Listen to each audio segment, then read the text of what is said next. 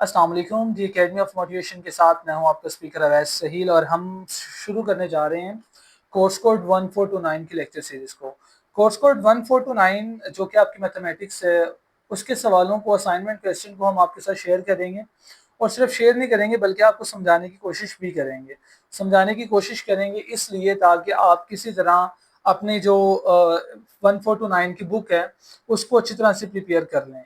आमतौर पे ये है स्टूडेंट्स के सेकंड सेमेस्टर के अंदर 1429 का जो सब्जेक्ट है ये कंपलसरी सब्जेक्ट है और बहुत से स्टूडेंट ऐसे हैं जो रोते हैं इस सब्जेक्ट की वजह से कि सर समझ नहीं आती सवाल आए कैसे हैं, कैसे किधर से आए हैं और कैसे करने हैं, और इसी सब्जेक्ट में बार बार सप्ली लगती जा रही है। तो अगर तो स्टूडेंट आप समझ लेंगे तो इंशाल्लाह अज़ीज़ आपका पेपर आसान हो जाएगा, आप पेपर क्लियर कर लेंगे। लेकिन अगर आप नहीं समझते तो फिर इशू हो सकता है। तो ये सिर्फ असाइनमेंट क्वेश्चन मैं आपके साथ शेयर नहीं करूंगा, आपको समझाऊंगा भी। तो फर्स्टली अगर आप हमारे चैनल पे न्यू है तो जल्दी से चैनल को सब्सक्राइब कर लीजिए, बेल आइकन पे क्लिक भी कर दीजिए ताकि हमारी आने वाली हर नई वीडियो आप तक आसानी से पहुंच सके। तो let's start the game students. अब हम शुरू करने जा रहे हैं कोर्स कोड 1429 को। कोर्स कोड 1429 हम शुरू करने जा रहे हैं जिसमें सबसे पहले हमारे पास है क्वेश्चन नंबर 1।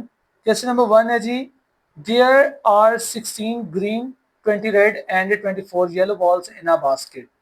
क्वेश्चन नंबर 1 जो है आपका उसका ए पार्ट है, उसमें वो कहता है कि आपके पास 16 हरी हैं, 20 लाल और 24 येलो यानी जो पीली बॉल्स हैं एक बास्केट के अंदर। इफ अगर वो pick a ball at random, what is the probability, आपने प्रोबेबिलिटी फाइंड करनी है अगर आप एक बॉल को रैंडमली पिक करते हैं, that the ball is green and the ball is not green and red. ठीक है जी। इसके बाद इसी का बी पार्ट है, difference between continuous and discrete random variable with example. तो पहले में आपने सवाल सॉल्व करना है, दो चीजें आपने इसमें फाइंड करनी है, एक आपने प्रोबेबिलिटी फाइंड करनी है नंबर 1 पे ए में, और सेकंड आपने ये बताना है कि अगर ग्रीन और रेड बॉल ना हो तो येलो बॉल कितनी होंगी। सेकंड पे आपने स्टूडेंट्स आपने ये बताना है। और इसी का अगर हम बी पार्ट देखें तो बी पार्ट में वो कह रहे हैं कि आपने डिफरेंस करना है कंटिन्यू और डिस्क्रीट रैंडम वेरिएबल में, दोनों की डेफिनेशन करनी है।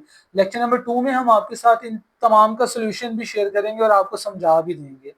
इसी के बाद सवाल नंबर 2 देख लेते हैं। क्वेश्चन नंबर 2 हमारे पास है, the number of the fire alarm pulled each hour fluctuates in Islamabad, the probability tables of different alarm per hours is show. ठीक है, तो ये आपके पास सवाल है, नंबर ऑफ अलार्म पुल्ड आपको दी है, प्रोबेबिलिटी भी आपको दी हुई है और आपसे कहा गया है जी व्हाट इज द प्रोबेबिलिटी। ठीक है जी, प्रोबेबिलिटी क्या होगी अगर A, what is the probability that more than 8 alarms will be pulled. ठीक है, और इसी का बी पार्ट होगा probability that between 8 and 9 alarms both inclusive will be pulled. तो स्टूडेंट ये था आपका क्वेश्चन नंबर 2। इसके बाद हम सवाल नंबर 3 देख रहे हैं। सवाल नंबर 3 जो हमारा उसमें कहा गया है data on occurrence storm in the USA for the last 50 years is given below.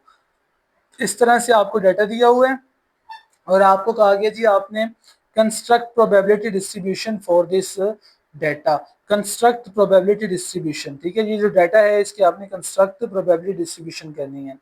B में ड्रा अ हिस्टोग्राम, हिस्टोग्राम आपने ड्रा करना है फॉर अ डिस्ट्रीब्यूशन, इसकी डिस्ट्रीब्यूशन से किस तरह से करना है हम आगे जाके डिस्कस करेंगे। आगे चलते हैं क्वेश्चन नंबर 4 असाइनमेंट नंबर 1 का। उसमें वो कहते हैं जी solve this second degree equation and find the nature of its root. अगर आपके पास ये मसावात हो, ठीक है, तो आपने सेकंड डिग्री इक्वेशन जो है उसको सॉल्व करना है एंड मालूम और फाइंड आपने करना है इसके रूट्स को। उसी के बाद इसी का बी पार्ट है हमारे पास, solve the inequality and represent the solution on the real line. ठीक है, ये आपके पास मसावात है। उसके बाद आगे हमारे पास आखिरी सवाल होगा असाइनमेंट नंबर 1 का, क्वेश्चन नंबर 5। क्वेश्चन नंबर 5 में वो कहता है जी find the point of intersection of the following lines if it exist. ये आपके पास मसावात है।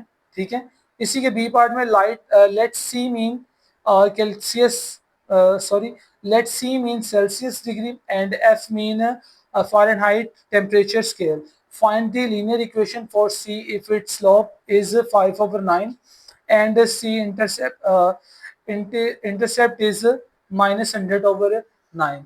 तो स्टूडेंट्स ये तो थे आपके लेक्चर नंबर 1 में मोस्ट इंपोर्टेंट 5 क्वेश्चन जो कि असाइनमेंट में आए हैं आपको। अब इन असाइनमेंट क्वेश्चंस को सॉल्व कैसे करना है ये इंशाल्लाह अज़ीज़ हम आपको सेकंड लेक्चर में बताएंगे कि आप इन लेक्चर्स को, इन क्वेश्चंस को पेपर में सॉल्व किस तरह से करेंगे। तो सेकंड लेक्चर का इंतजार कीजिए। अल्लाह करीम आपको कामयाब करे। अल्लाह हाफ़िज़।